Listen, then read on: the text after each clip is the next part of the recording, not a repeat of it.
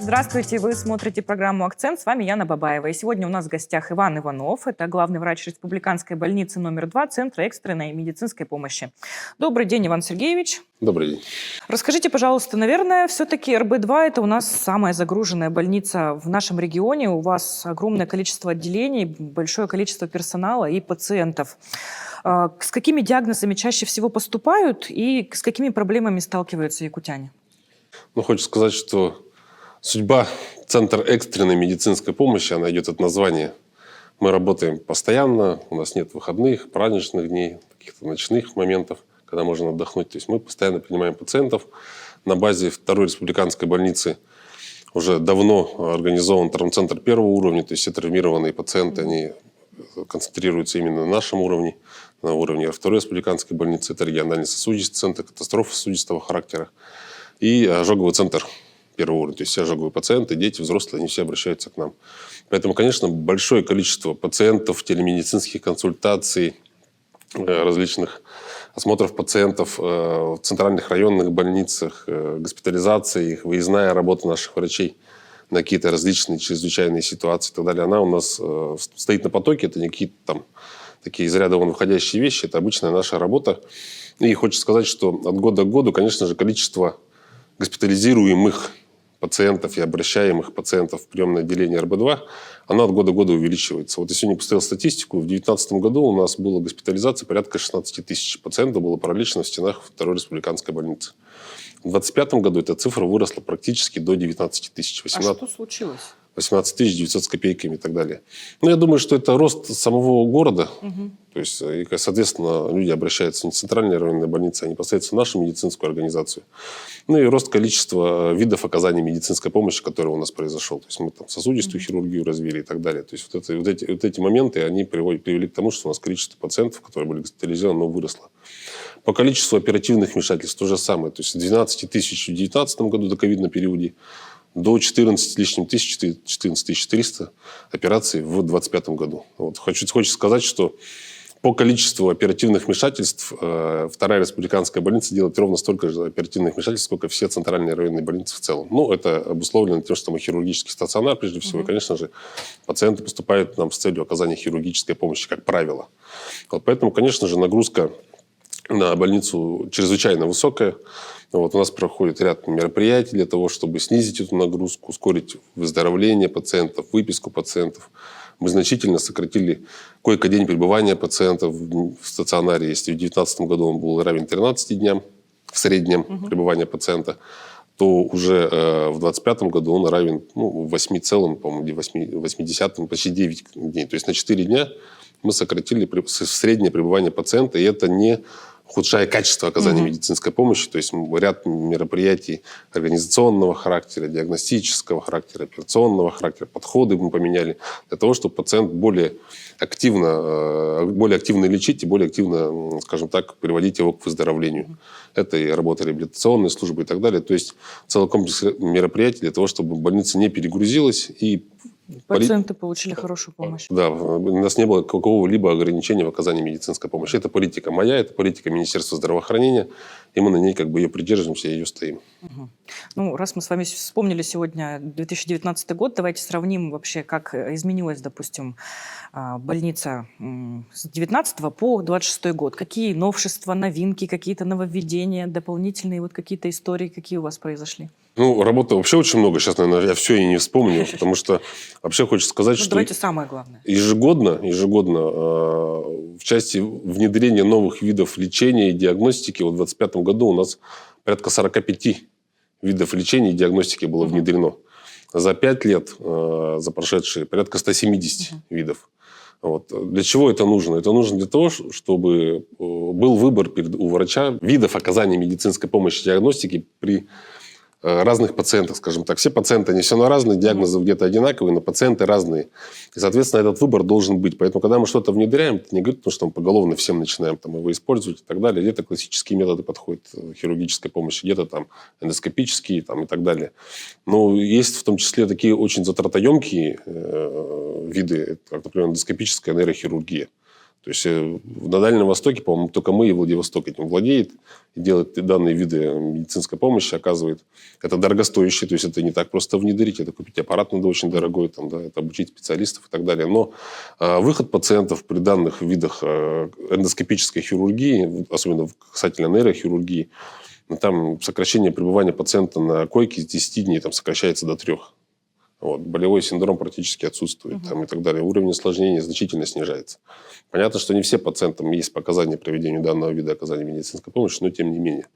Это рентгенхирургические методы лечения при острых коронарных синдромах, остром нарушении мозгового кровообращения. Там множество видов по-настоящему. И вот опять же при поступлении разных пациентов, поражении разных видов сосудов используют разные виды оказания медицинской помощи. И они должны быть. У нас должен быть арсенал за спиной для того, чтобы мы при разных моментах мы помощь все-таки пациенту могли оказать максимально качественно. Это внедрение новых отделений. Это отделение реабилитации, второй этап, там, да, по травматологии, ортопедии. Это отделение, второй этап реабилитации для больных с острым нарушением мозгового кровообращения, там, ШРМ 5-6. Это очень тяжелые пациенты, которых, это находящиеся на искусственной вентиляции легких, которым специальный уход нужен и так далее. То есть вот эта категория пациентов. Это организация отделения ранней медицинской реабилитации. Мы сконцентрировали все силы реабилитации. Понятно, что все пациенты должны получать реабилитацию. Тем не менее, есть наиболее важные моменты, такие как, например, отделение реанимации. И отделение ранней медицинской реабилитации у нас в первую очередь занимается реанимационными пациентами. Это региональный сосудистый центр, это общая реанимация, травматология, ортопедия, хирургия и так далее. То есть мы сконцентрировали, определили силы, и вот эти все моменты позволяют нам интенсивнее лечить пациентов и более качественно их лечить. Помимо прочего, хочется сказать, что ряд организационных мероприятий у нас был проведен, я об этом тоже говорю регулярно. Мы количество эндопротезирования, это болевая такая точка эндопротезирования крупных суставов, тазобедренных, коленных суставов, мы с 2019 года увеличили в 3,5 раза. Несмотря на то, что ковид еще был, да, у нас там даже определенные ограничительные меры были. Если в 2019 году мы делали порядка 250 эндопротезов, и до этого исторически делали такое же количество 200-250, то в 2025 году мы сделали 860.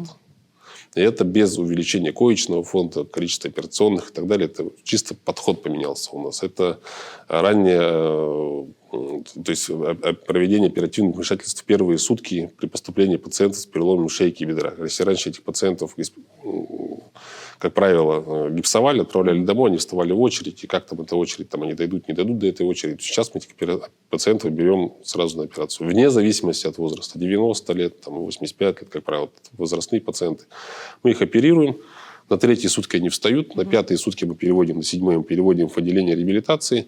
И через 3 недели они на своих 2 ногах уходят с медицинской организации, прооперированные, счастливые и довольные, скажем так, продолжают свою активную жизнь. То есть вот этих мероприятий в стенах медицинского учреждения очень много проводится. По разным видам отделений и так далее. Но мы подходим очень взвешенно к этим моментам для того, чтобы все-таки вот эта интенсивность не привела к ухудшению качества оказания медицинской помощи. То есть тут это вот все-таки краеугольный камень такой, которого нужно придерживаться для того, чтобы вот не нарушить баланс медицинской работы. Хочу поговорить с вами про мобильный хирургический центр. Насколько себя проект зарекомендовал за 2 года и какие у него планы по развитию? Мобильный хирургический центр чрезвычайно себя вообще хорошо зарекомендовал. Вот. Это очень хорошая была идея. И опять вот приведу статистический пример. В 2024 году, когда мы только начинали, да, вот за год, по-моему, мы провели 23 выезда в 13 районов, если не ошибаюсь. Было проведено 635 оперативных вмешательств всего. 77 эндопротезирования, из них, по-моему, 58 по экстренным показаниям. То есть по экстренным показаниям это когда наша бригада приехала, и в этот момент поступил какой-то пациент. Даже на трассе подбирали после ДТП и так далее. Были такие моменты. Соответственно, наши врачи оперировали, помогали местным хирургам в оказании медицинской помощи, соответственно, они учились. И это 24 год. 25 год у нас количество оперативных вмешательств увеличилось до 835. То есть мы на 30% нарастили количество проведенных оперативных вмешательств, увеличили количество районов. У нас выездов было уже 26, районов было 16. Мы захватили арктические районы, внедрили эндопротезирование. Если мы сразу делали тазобедренные суставы, они как-то технически немножко проще делаются, то в 2025 году мы внедрили тазобедренные суставы. На них тоже достаточно серьезная очередь находится сейчас. И в этом году мы уже вот по результатам 4 месяцев 7 выездов у нас и порядка 400 оперативных вмешательств, 400 с лишним оперативных вмешательств. План у нас 1100. Эндопротезирование в 2025 году мы сделали, по-моему, 101 эндопротезирование. Это солидно, то есть вот 800. Из них, считайте, более 10% это в районах. И категория пациентов, у которых мы оперируем на местах, особенно касательно плановых вот таких вещей, она, конечно... как правило, это пациенты, которым очень сложно выехать в город Якутск. У нас есть определенные проблемы, транспортная доступность, сезонность и так далее. Поэтому это один из механизмов для того, чтобы снизить нагрузку на республиканские учреждения, повысить доступность оказания медицинской помощи в рамках тех же самых. Я все время говорю о том, что это логическое продолжение любой выездной медицинской помощи. У нас есть артическая медицина, у нас есть выездная офтальмологическая помощь, онкологическая помощь, педиатрические бригады и так далее. И хирургическая, она немножко сложнее, потому что приходится оперировать пациентов. Это логическое продолжение по факту произошло в нашей выездной медицинской помощи. И в масштабах республики, может быть, в каком-то маленьком субъекте Российской Федерации с доступностью такой, причем 50 километров, это и не так актуально, но в масштабах нашей республики без этого вообще, мне кажется, невозможно как-то наладить работу. Поэтому мобильный хирургический центр будет и будет дальше продолжать ездить. В этом году, в 2025 году прошедшем, мы увеличили количество врачей, которые выезжают. У нас нейрохирурги присоединились, гинекологи присоединились.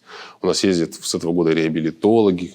То есть для того, чтобы на местах учить работников и учить пациентов правильно упражнениям и так далее, более хороший выход получать.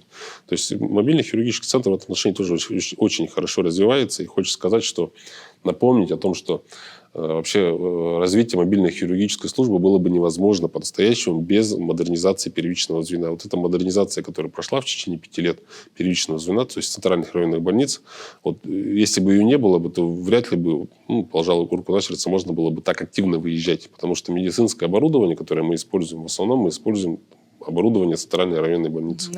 На месте, которое, с собой берем, буквально только расходные материалы какие-то и так далее. Такого тяжелого оборудования мы с собой вообще никогда не берем и не везем. И, в общем-то, приезжаем в любые центральные районные больницы, и весь перечень медицинского оборудования там есть. То есть это очень хороший признак. И многие центральные районные больницы, уже обучившись при помощи наших врачей, уже стали сами внедрять эндопротезирование. Крупный ЦРБ у нас есть. Они сами начали уже протезированием заниматься. То есть это очень плодотворная поездка. Я все время говорю о том, что не только мы оказываем медицинскую помощь, а мы проводим мастер-класс специалистам, которые работают на местах. И это очень важно по-настоящему. Для того, чтобы они научились это делать сами, и делали это сами, без нашей помощи. Это очень здорово, на самом деле. У меня такой бытовой вопрос в завершении нашей программы. Люди очень часто путают понятие скорой медицинской помощи и экстренной медицинской помощи. Какие различия и есть ли сходство? Хочется сказать, что вообще в медицине, если говорить если говорить о словах, о понятиях, у нас есть неотложная медицинская помощь и экстренная медицинская помощь. Еще есть плановая. Мы говорим все-таки о скорой помощи. Экстренная медицинская помощь, она оказывается немедленно, незамедлительно. В рамках работы подстанции скорой медицинской помощи, то есть бригад скорой медицинской помощи, которые выезжают на местах, по сути, они оказывают всегда экстренную медицинскую помощь. Время доезда у них до 20 минут. В принципе, в масштабах города они эту работу выполняют. Далее, но они выполняют ее на месте, то есть либо на месте, либо в автомобиле скорой медицинской помощи. Далее пациент, если он нуждается в госпитализации, то есть он является экстренным пациентом, а не неотложным, они везут его в центр экстренной медицинской помощи, если это взрослый пациент. Если это ребенок, соответственно, в республиканскую больницу номер 1, согласно утвержденной маршрутизации. И далее при поступлении в наше учреждение, центр экстренной медицинской помощи, пациент уже попадает в наши стены, скажем так, и ему оказывается медицинская помощь. Просто, это если говорить о номенклатуре, А если говорить о понятиях таких простых народных, часто путают просто работу скорой медицинской помощи, центр экстренной медицинской помощи. Похоже, рядом находимся через дорогу, но все-таки это два разных юридических лица. И у скорой медицинской помощи свои обязанности, свои показатели есть. У нас есть свои обязанности в показателях, несмотря на то, что, конечно же, количество пациентов, доставляемых по скорой медицинской помощи, ни в одну медицинскую организацию столько не доставляет, сколько к нам. Сколько она привозит, потому что ежедневно порядка 50-60 пациентов скорой медицинской помощи к нам доставляет. Именно в центре экстренной медицинской помощи, где им дальше оказывается эта помощь. Поэтому работа у нас выстроена, путать тут ничего не надо, надо просто вызывать скорую медицинскую помощь, она дальше разберется. Куда везти вас, Куда везти пациента. Будем надеяться, что без этого обойдется. Всем нашим зрителям я желаю крепкого здоровья, вам желаю успехов в вашей важной и нужной работе. На этом программа «Акцент» подошла к концу. Меня зовут Яна Бабаева. Смотрите нас на ИСЯ.